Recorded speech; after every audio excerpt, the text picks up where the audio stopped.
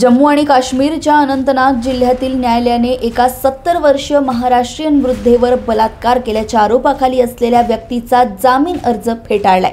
न्यायालयाने समाजाच्या स्थितीवर तीव्र नापसंती व्यक्त केली असून ही घटना नैतिक अधःपतन आणि विकृत मानसिकतेचा आरसा असल्याचं म्हटलंय। प्रधान सत्र न्यायाधीश ताहिर खुर्शीद रैना यांनी जुबैर अहमद या गणेशबल पहलगाम येथील व्यक्तीचा जामीन अर्ज शुक्रवारी फेटाळलाय। पोलिसांनी दिलेल्या माहितीनुसार ही घटना एप्रिल महिन्यात दक्षिण काश्मीरमधील प्रसिद्ध पर्यटन स्थळ असलेल्या पहलगाम येथील एका हॉटेलमध्ये घडली। पीडित महिला आपल्या कुटुंबासोबत तिथे राहायला आली होती।